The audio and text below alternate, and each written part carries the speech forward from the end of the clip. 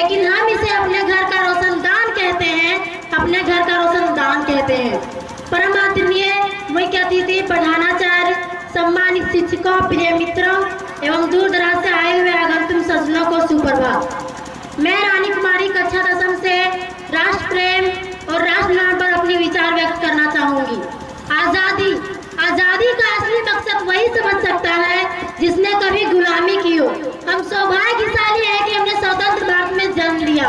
यूं तो आजादी की लोग 1857 में ही जल चुकी थी, जो हर साल बनकर 1947 को हमारे देश को आजाद कराई। प्राचीन, मध्यकालीन और वर्तमान के भारत के उदाहरणों से स्पष्ट करना चाहूंगी कि जब हम फिरंगियों के फेरे में फंस गए थे तो रंगदे बसंती चोला की एक आवाज से टोलों के टोलों में उड़ाते थे और उनके वंदे मातरम से खून में आने वाला 5-5 डिग्री का तूफान अंग्रेजी शासकों की जड़ में तूफान ला देता था। लोग मर जाते थे, मिट जाते थे, फांसी चढ़ जाते थे, तो वो भी अपनी देशभक्ति साबित कर रहे होते थे, क्योंकि वे उस दौर की देशभक्ति की कसौटी थी। उसके बाद 62, 65, 73 के युद्धों में अपना सुहाग गवा देने वाली औरत जब घर के हालात ये हो जाया करती थी कि प्यार भी भरपूर गया, मांग का सिंदूर गया, प्यार भी भरपूर गया, मांग का सिंदूर गया, नन्हे नैनी हालों की लंगोटियां चली गई, छोटी छोटी बेटियों की चोटियां चली गई, बाप की कमाई गई, भाई की पढ़ाई गई। ऐसा एक विस्फोट हुआ कि पता ही नहीं चला, पूरे जिस्म की कई बोटियां चली गई। और आपके लिए तो एक आदमी मरा है साहब, किंतु मेरे घर की तो रोटियां ही चली गई, मेरे घर की तो रोटियां ही चली गई। वाले हालात पैदा हो जाने के बावजूद भी एक माँ अपने बेटे को सड़क पर दुश्मन की धज्जियां उड़ाने के लिए भेज देती थी और उसे पत्र लिखाकर भेजा करती थी कि अम्मा ने खत लिखा है बड़े ही चाव से, पुत्र मेरे ना घबराना, 1 इंच पीछे ना हटना, चाहे इंच कट जाना, चाहे इंच कट जाना। इस तरह पूरा परिवार अपनी देशभक्ति साबित कर रहा होता था। तब देश बलिदान मांगता था, तब देश लड़ जाने को कहता था, तब देश मर जाने को, मिट जाने को, फांसी चढ़ जाने को कहता था। किंतु आज देश लड़ जाने को नहीं कहता, आज देश मर जाने को, मिट जाने को, फांसी चढ़ जाने को नहीं कहता, बल्कि मेरे विचारों में यदि कोई व्यक्ति अपना काम पूरी ईमानदारी, पूरी मेहनत और पूरी लगन से करे ना, तो वही सबसे बड़ा देशभक्त है। मैं नहीं मानती कि फेसबुक और व्हाट्सएप के डीपी को 3 रंग में रंगना ही देशभक्ति है। यदि आप कहेंगे कि साल में 2 बार हाथ में तिरंगा ले लेना देशभक्ति है, तो मैं पूछना चाहूंगी कि फुटपाथ पर रहने वाला वो बच्चा ट्रैफिक की छांव में नंगे पांव में जब तिरंगा बेच रहा होता है, तो इसे क्या आप उसकी देशभक्ति कहेंगे? ये उसकी देशभक्ति नहीं, उसके पेट की भूख की हो सकती है जो इसे ऐसा करने पर मजबूर करती है। क्योंकि न मस्जिद को जानते हैं, न शिवालों को जानते हैं, न मस्जिद को जानते हैं, न शिवालों को जानते हैं। जो पेट के भूखे होते हैं ना, वो सिर्फ और सिर्फ भोजन के निवालों को जानते हैं, भोजन के निवालों को जानते हैं। अपने परिवार, अपने समाज, अपने देश के लिए समर्पण का भार है देशभक्ति, और हर देशद्रोही के जीवन में आने वाला तूफान है हमारी सच्ची देशभक्ति, ताकि हर देशद्रोही ये समझ सके कि अगर तू परिंदा है तो ये आसमान तेरा है, अगर तू दरिंदा है तो ये शमशान तेरा है। भाईचारे से रहना है तो रह इस जमीन पर, वरना ये कब्र भी तेरी है और यही कब्रिस्तान भी तेरा है, यही कब्रिस्तान भी तेरा है। लेकिन एक देशद्रोही से ज्यादा देशभक्ति तब आहत होती है जब एक बेटा अपने बूढ़े माँ बाप को वृद्धाश्रम की चौखट पर छोड़ आता है।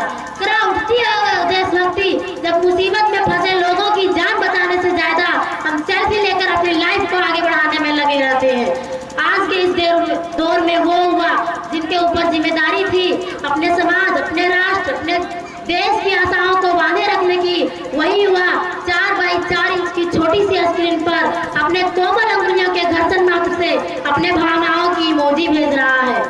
4 बोतल वोट का काम मेरा रोज का ने भारत का भविष्य तबाह करके रखा है। हम मैं कैसे समाज में जीते हैं जहाँ लड़कों से बात करता देख जो भाई हड़काते हैं, लड़कों से बात करता देख जो भाई हड़काते हैं, वही भाई अपने गर्लफ्रेंड के खिस्से घर में हंस हंस कर सुनाते हैं। और मैं बता दूं, महिला सुरक्षा के मामले में हम आज भी 4थे नंबर पर आते हैं। हम मैं कैसे समाज में जीते हैं जब पत्थर की मूरत को लगते हैं 56 भोग, पत्थर की मूरत को लगते हैं 56 भोग, और भूखे नंगे तड़पते सो जाते हैं लोग, भूखे नंगे तड़पते से सो जाते हैं लोग। मजदूर को मजदूर समझिए, मजबूर नहीं। गरीब को काम दीजिए, दान नहीं। और अगर दान देने के इच्छुक है तो जीते जी रक्तदान दीजिए और मरने के बाद अंग दान देकर किसी मरते हुए को जीवन दान दीजिए। यही सच्चा राष्ट्र प्रेम और यही सच्ची देशभक्ति है। न सरकार मेरी है न रब मेरा है, न सरकार मेरी है न रब मेरा है, ना ये बड़ा सा नाम मेरा है। बस इतनी सी बात का गुरूर है मुझे कि मैं भारत की हूँ और ये भारत मेरा है और ये भारत मेरा है। लेकिन एक विचारिक बीमारी हमारे समाज में मुझे नजर आती है। कहा जाता है हम विश्व के सबसे बड़े लोकतंत्र हैं, जहाँ हिंदू पैदा होते हैं, मुस्लिम सिख ईसाई भी पैदा होते हैं, लेकिन बदकिस्मती है यहाँ इंसान पैदा नहीं होते। मेरे विचार में ना हिंदू की जरूरत है ना मुसलमान की जरूरत है। राष्ट्र निर्माण के लिए केवल अच्छे इंसान की जरूरत है, केवल अच्छे इंसान की जरूरत है। जरा सोचिए, ये पेड़ पौधे शाखाएं भी परेशान हो जाए अगर परिंदे भी हिंदू और मुसलमान हो जाए। एक सियासी बीमारी हमारे समाज में मुझे नजर आती है और बड़े ही आश्चर्य की बात है, जिस देश ने पूरी दुनिया को तक्षशिला और नालंदा देकर विश्वविद्यालय शिक्षकों की बुनियाद रखी, आज विश्व के 100 शक्ति विश्वविद्यालय में हमारा एक भी विश्वविद्यालय खड़ा नहीं हो पाता। हमारा एक भी विश्वविद्यालय खड़ा नहीं हो पाता। जहाँ एक और हमारे पास IIT, NIT जैसे शिक्षक संस्थान है, वहीं दूसरी ओर इस देश की गरीब को बेरोजगारी की जमात में खड़ा करने के लिए उनके हाथ में सर्व शिक्षा अभियान का झुंझुना पकड़ा दिया जाता है। और इस शैक्षिक बीमारी का केवल एक कारण वो ये है कि हमारी देश की शिक्षा नीति केवल 2 तरह के लोगों के लिए बनती है, एक वो जो विद्वान है, दूसरे वो जो धनवान है।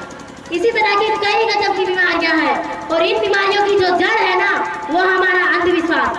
मेरे विचार में जब तक इस देश का युवा मंदिरों में जा जाकर नारियल फोड़ फोड़ कर भगवान को रिश्वत लगाता रहेगा, हमारे समाज का शिक्षित वर्ग ही बिल्ली के रास्ता कांटे पर खड़े हो जाना, अपनी जाति अपनी धर्म को ऊंचा मानकर दूसरी जाति की धर्म की अवहेलना करता रहेगा, तब तक ना तो इस देश का अंधविश्वास खत्म होगा और ना ही हमारा राष्ट्र निर्माण संभव होगा।